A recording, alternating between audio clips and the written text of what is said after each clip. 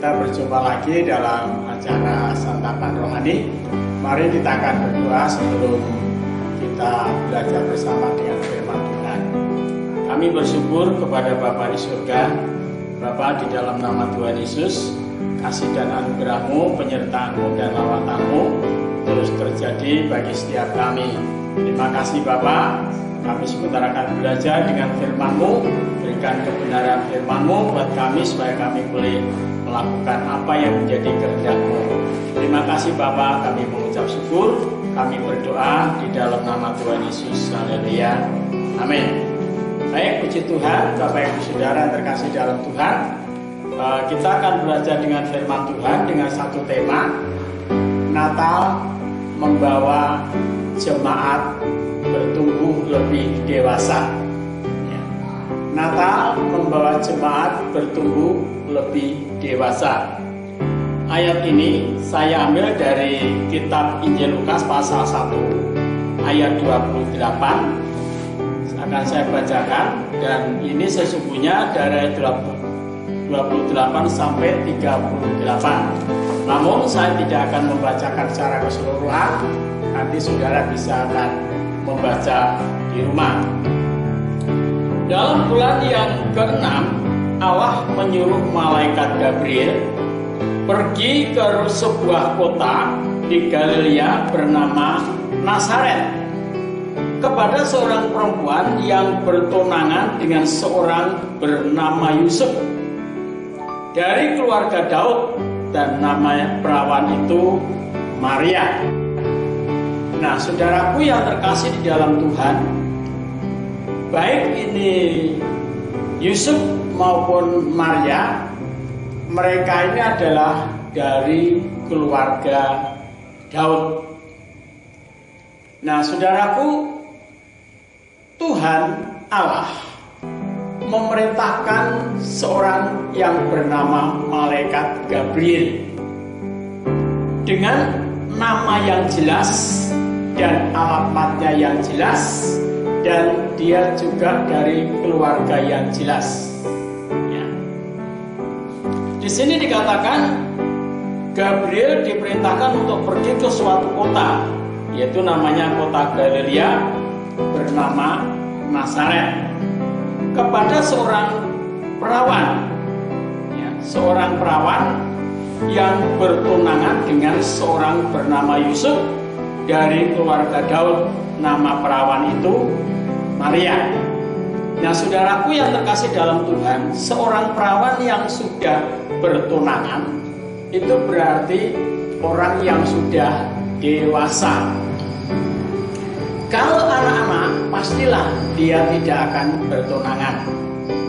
Nah, Maria ini seorang perawan yang bertunangan, ya.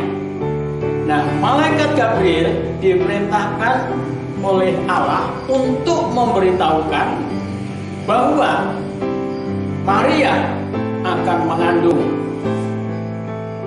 mengandung seorang anak laki-laki.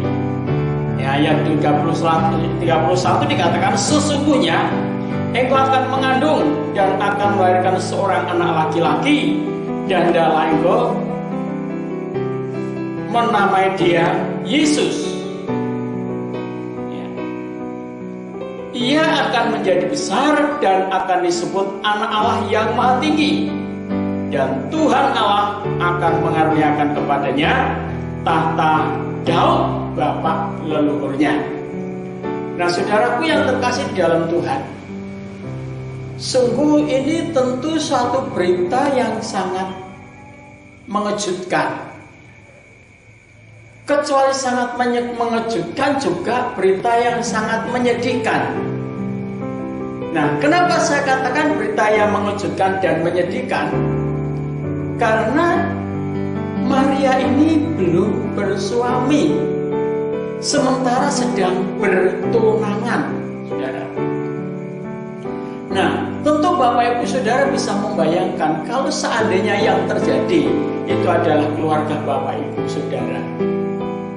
Sementara Bapak Ibu Saudara, putra putri panjenengan sedang bertunangan. dan tunangannya belum pernah menyentuh, tetapi tiba-tiba anak perempuan itu mengandung. Pastilah akan terjadi satu masalah yang sangat berat, masalah yang sangat menyedihkan. Nah, peristiwa itu terjadi dialami oleh yang namanya keluarga Daud. Saudaraku, Maria pertama kali dia mendengar berita itu, bagaimana mungkin hal itu bisa terjadi karena saya belum bersuami.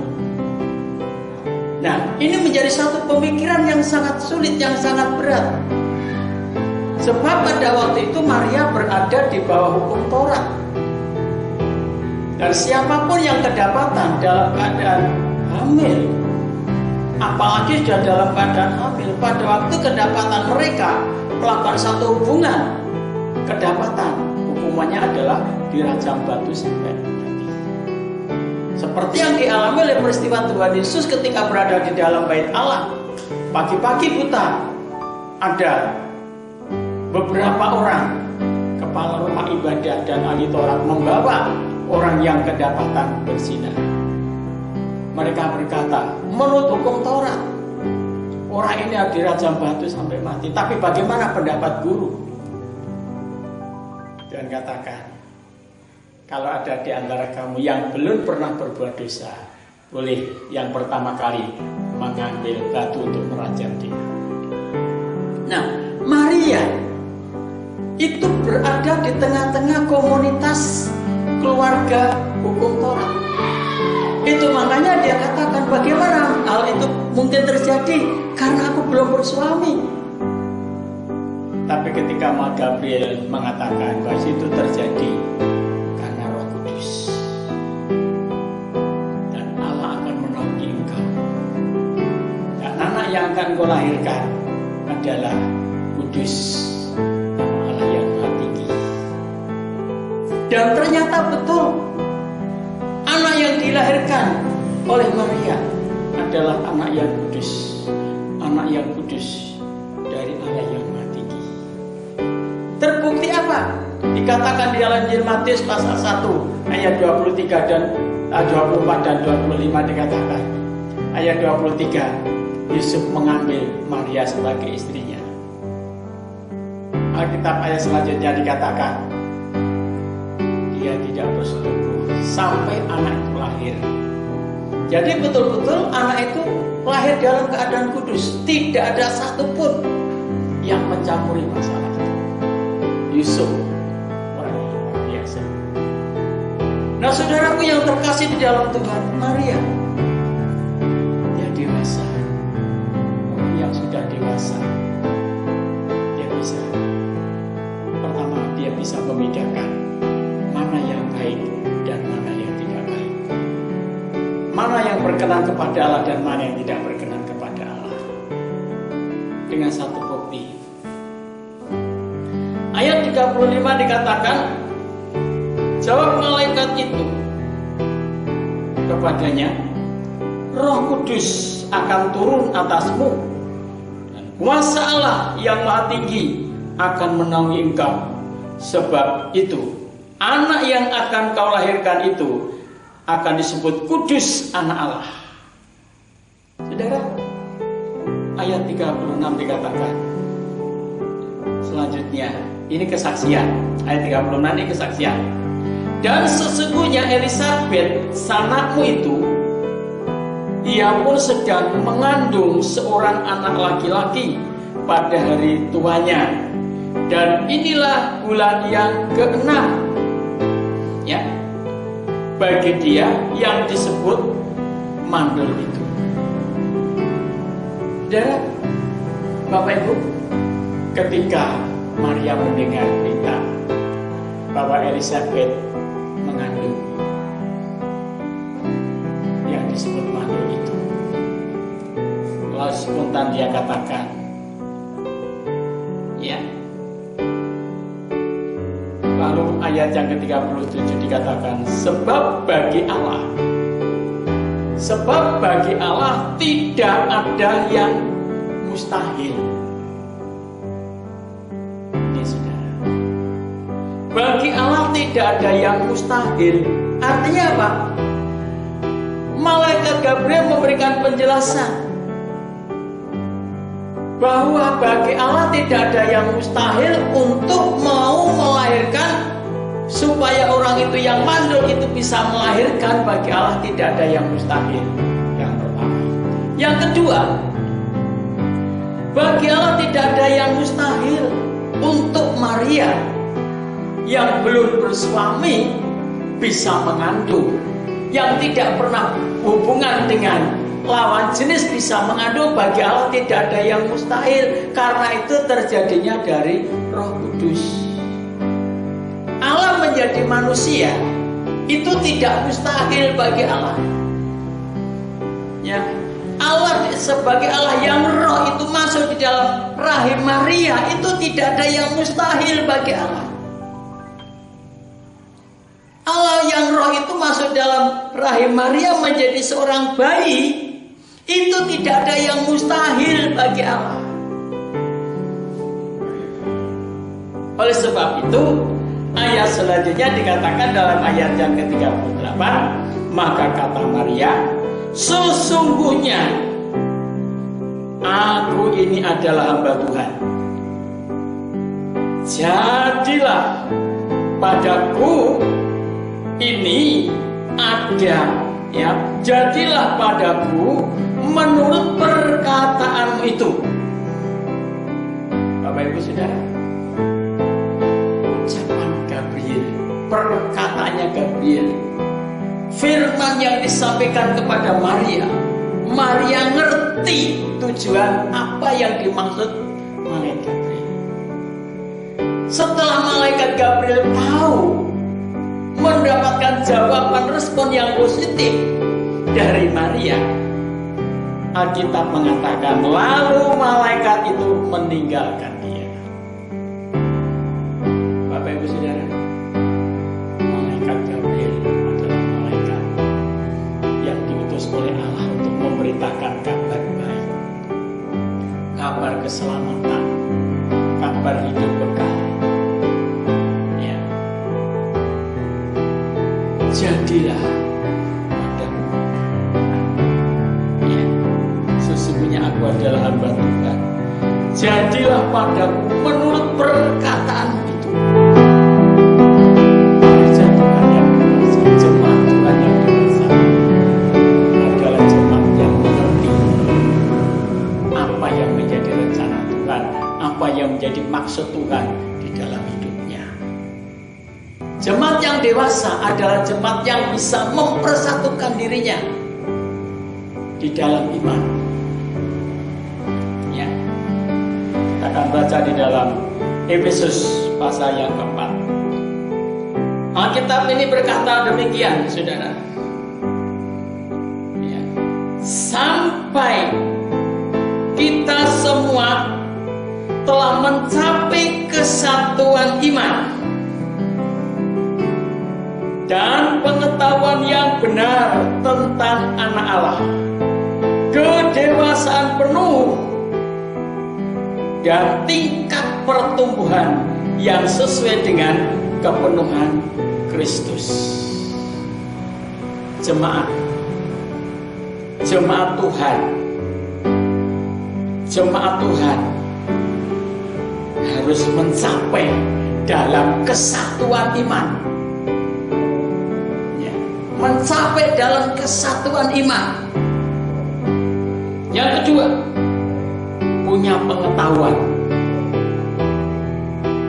Punya pengetahuan. Ya. Pengetahuan yang benar tentang anak Allah. Bagaimana kita bisa mengetahui anak Allah yang sesungguhnya? Yang dimaksudkan di sini adalah pengenalan akan Yesus Kristus.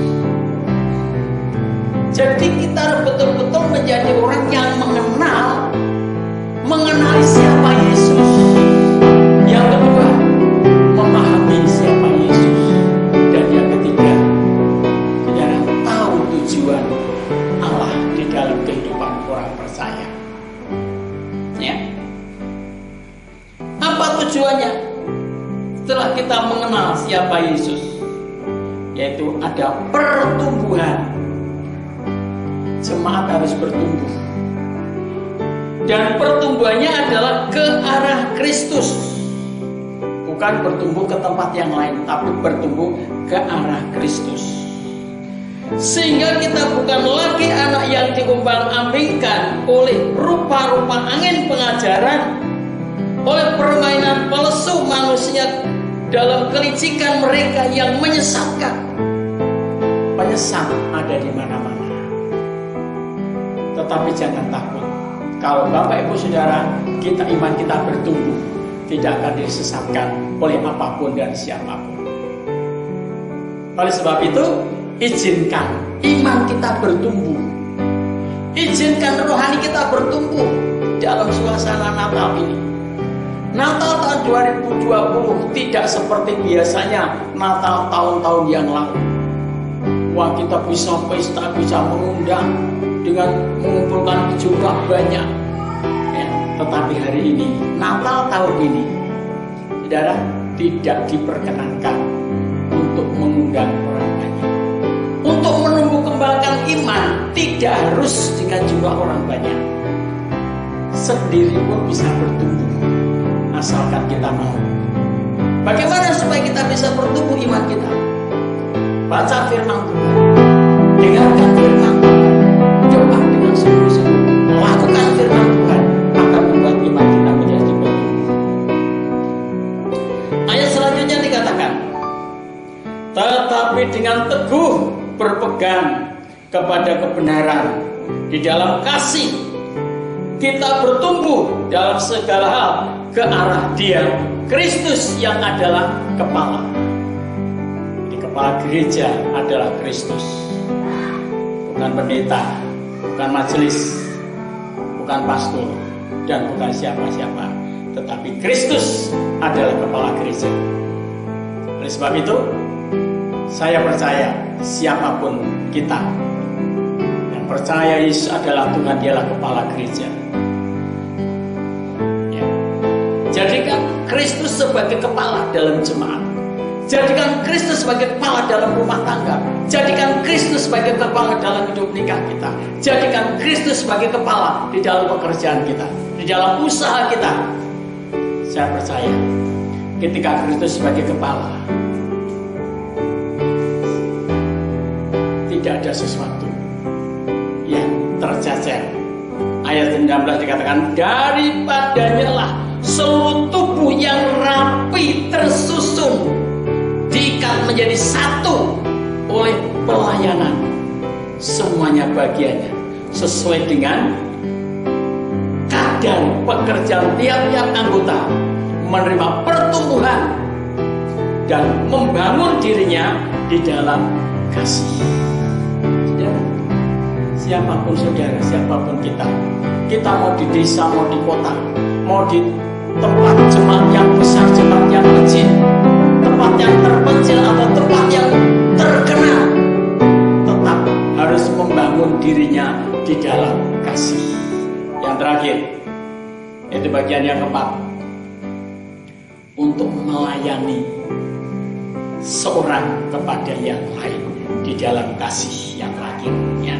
Ayat 32, tetapi hendaklah kamu ramah seorang terhadap yang lain, penuh kasih mesra dan saling mengampuni, sebagaimana Allah di dalam Kristus telah mengampuni kamu. Kita harus melayani jemaat, melayani tetangga, melayani saudara dengan kasih mesra. Kasih mesra itu artinya adalah kasih yang mendalam, kasih yang dari dalam hati, dengan hati yang tulus ikhlas. Itu melayani dengan kasih mesra. Ya, bukan kasih mesra seperti yang dilakukan oleh dunia, tidak. Tetapi kasih mesra yang dari Allah, yang membuat orang itu bisa merasakan kasih Allah di dalam kehidupan kita. Jemaat yang bertumbuh dewasa akan menjadi jemaat yang tidak mudah terombang-ambing, akan menjadi jemaat yang berdiri teguh di dalam iman. Ya, jemaat yang dewasa. Puji Tuhan, Tuhan memberkati. Mari kita sama-sama berdoa dan kita mengucap syukur. Kasih dan anugerah-Mu Bapa terus menyertai kami, melindungi kami, memelihara kami. Biarkanlah kami terus bertumbuh di dalam kebenaran, bertumbuh di dalam kasih-Mu Bapa. Yang antara 2020 ini membuat jemaat-Mu semakin bertumbuh dewasa. Dewasa dalam iman, dewasa dalam pengharapan, dewasa di dalam kasih. Terima kasih Bapak, sehingga kami suatu saat kami dipertontonkan oleh Kristus sebagai mempelai pria surga. Terima kasih Bapa di surga, kami mengucap syukur. Berkat-Mu turun atas kami. Dalam nama Tuhan Yesus Kristus. Diberkati yang mendengar firman-Mu, diberkati yang melakukan firman-Mu, diberkati yang mengasihi Engkau. Terima kasih Bapa, kami mengucap syukur dalam nama Tuhan Yesus. Haleluya. Amin.